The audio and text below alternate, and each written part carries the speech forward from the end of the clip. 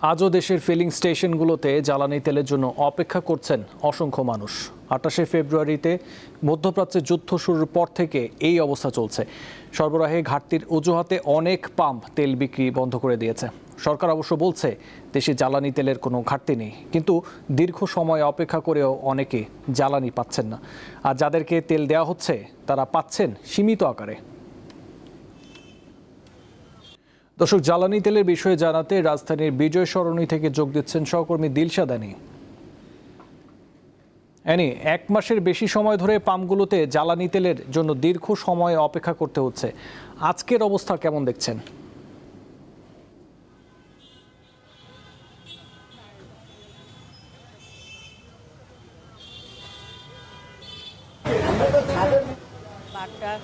ওইসব এরিয়া থেকে শুরু করে আমরা আসাদ গেটেও দেখেছি, শ্যামলী, এসব যে পেট্রোল স্টেশন যেগুলো আছে সেখানে আসলে তেল সরবরাহ এখন পর্যন্ত বন্ধ রয়েছে। তা বন্ধ থাকার পরেও আমরা দেখেছি যে দীর্ঘ লাইন ধরে দাঁড়িয়ে আছেন যারা চালক যারা আছেন তারা আছেন কেউ কেউ রাত ৩টা, কেউ রাত ২টা থেকে বিভিন্ন পাম্পে ঘুরে শেষ পর্যন্ত লাইনে দাঁড়িয়ে আছেন, কিন্তু তারা এখন পর্যন্ত কিন্তু তেল পাচ্ছে না। পেট্রোল স্টেশনে যারা দায়িত্বরত যারা আছেন তারা বলেছেন যে তাদের যে তেলের যে গাড়ি সেটি ডিপোতে গিয়েছে এবং তেল আসা সাপেক্ষে অপেক্ষমান যে চালক যারা আছেন তাদেরকে তেল সরবরাহ করতে পারবেন। তো এই মুহূর্তে বিজয় সরণির যে পাম্পটিতে এসেছি, এটাতে আমরা দেখতে পেয়েছি যে আশপাশ এলাকার সব পেট্রোল ফিলিং স্টেশনে তেল সরবরাহ বন্ধ থাকলেও এখান থেকে তেল সরবরাহ করা হচ্ছে।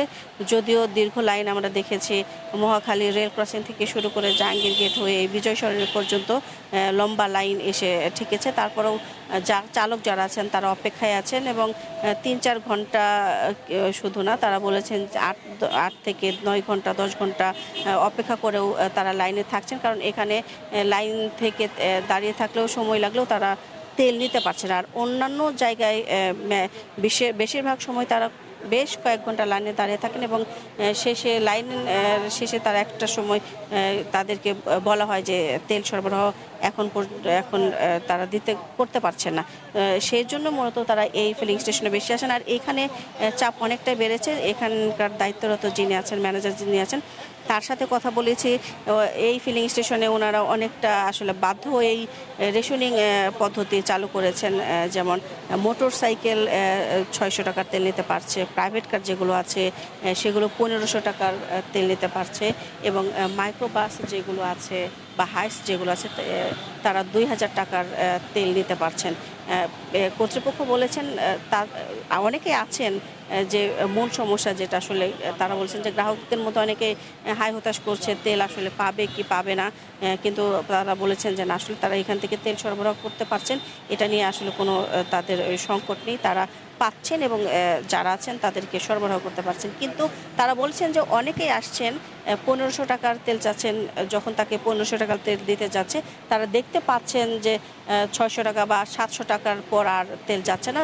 অর্থাৎ তারা বলছেন যে অনেকেই আছে যে তেল থাকা সত্ত্বেও অনেকেই আসেন, তেল নিতে আসেন এই ফিলিং স্টেশনগুলোতে।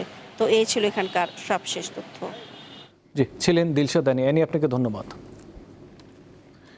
জ্বালানি তেলের খবর নিয়ে এবার বরিশাল থেকে যুক্ত হচ্ছেন সহকর্মী মুর্তজা জুয়েল। বরিশালের পাম্পগুলো গ্রাহকদের চাহিদা মতো কতটা তেল দিতে পারছে এবং সেখানে বর্তমান পরিস্থিতি আমাদের জানাবেন।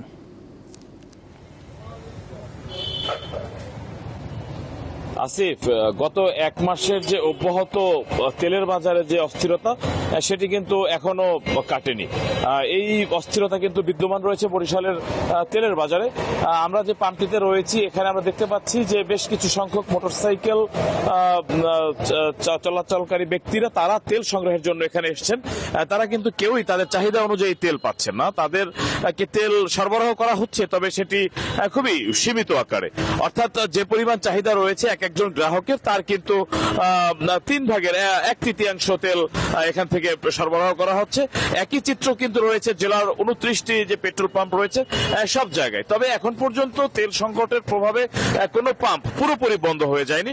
তবে কোনো কোনো তেলের পাম্পে আমরা দেখেছি যে তারা দিনের অর্ধেক অংশ সময় বন্ধ রাখছেন, কেউ রাত 12টার পরে তেল সরবরাহ কার্যক্রম বন্ধ রাখছেন, এমনটি কিন্তু চলছে। তবে একটি উদ্বেগজনক এবং লক্ষণীয় বিষয় হলো যে মাসব্যাপী কিন্তু সরকারি কর্মকর্তারা এখানে যারা রয়েছেন, জেলা প্রশাসন কিংবা বিপিসির যারা এখানে ডিপো ইনচার্জ কিংবা অন্যান্য যারা সংশ্লিষ্ট কর্তৃপক্ষ রয়েছে, তারা পরিষ্কারভাবে বলছেন যে দেশে কোনো তেলের সংকট নেই।